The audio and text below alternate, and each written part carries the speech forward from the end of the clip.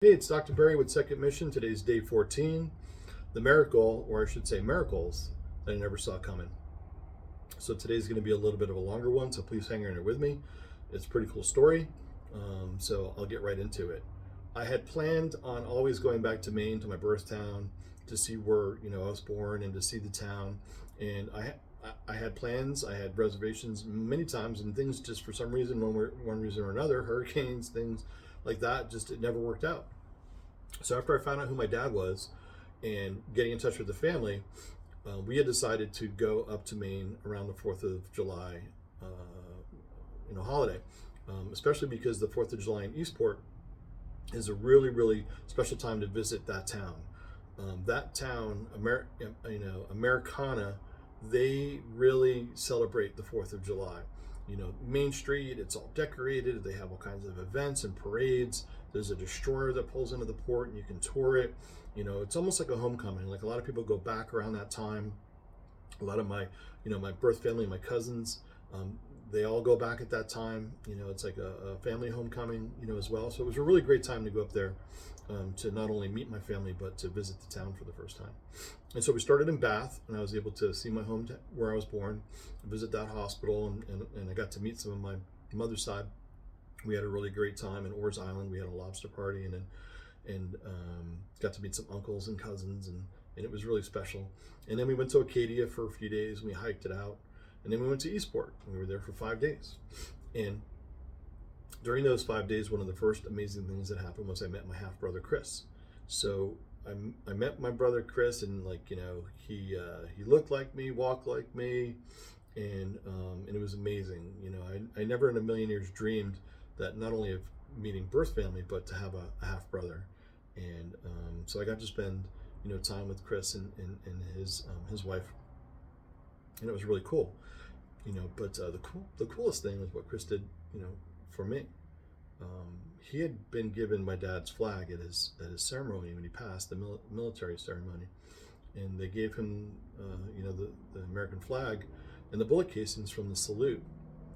And he on the second day he brought it to me, and he goes, the oldest son should really have this, and he selflessly gave that to me.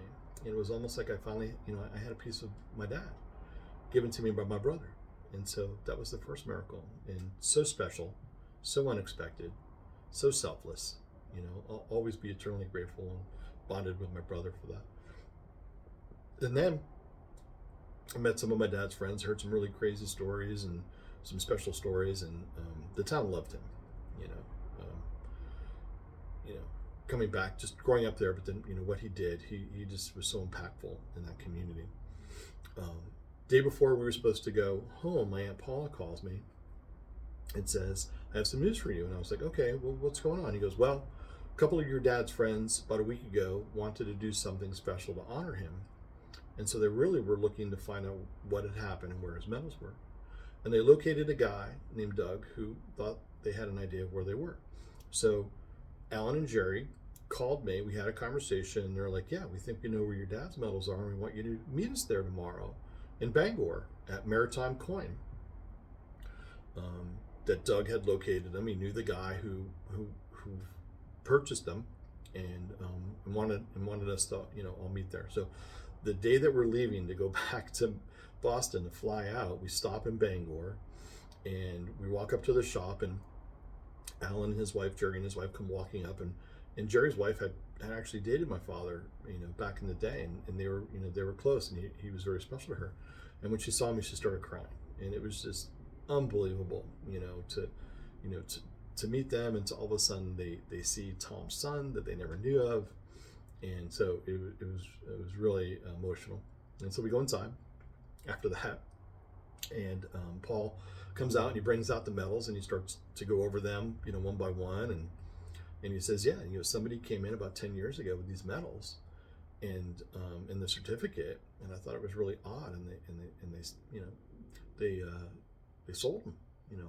I bought them." And he goes, but he did something really special that you wouldn't find too often. He didn't sell them. He kept them. He kept them preserved, you know, um, because he felt that at some point one day that maybe he would come across, or find family member that he could return them to, because he thought that this collection of medals really should be kept intact, and preserved. He was their guardian for 10 years, and not, destroyed and split up and sold off for profit. He was a real patriot. And so he did. He collected, he kept them. And we're talking, and it's really incredible to, like, after we were told that they were gone, nobody knew where they were, to now find the medals, and there they were right there in front of us, and have this meeting on the last day that I had, that I was in Maine after 58 years, 57 years. And then Paul says, here, I'm giving them to you. So now my dad's flag came back to me, and now the medals came to me.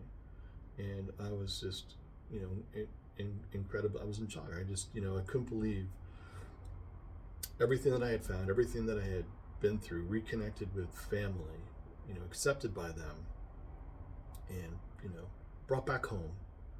And now, after what was thought to be gone forever, my dad's medals now almost miraculously returned to me on the last day that we're up there, and I'm bringing them home. So I felt like that was a miracle. And Paul's only request is that I would bring them back from time to time, and then I would do something with them. I would pay it forward. And so this is the miracle that led to purpose, and it wasn't loud. It wasn't like the fireworks in Eastport on the 4th of July, which were pretty amazing. The miracle came quietly, with clarity inside of me. I realized that nothing in my life had been random, not the adoption, not the addiction and recovery, the pain, my education, working in the field, every step had been preparing me for one moment and one decision. The miracle was understanding that my story just wasn't about finding out who I was and who my father was and having the medals returned to me and the flag, which were incredible and are incredible. And it wasn't just about, healing for myself. It was about serving others, and especially veterans who came home from wars, that no one could, with carrying things that nobody could see, PTSD, like what my father, struggled with.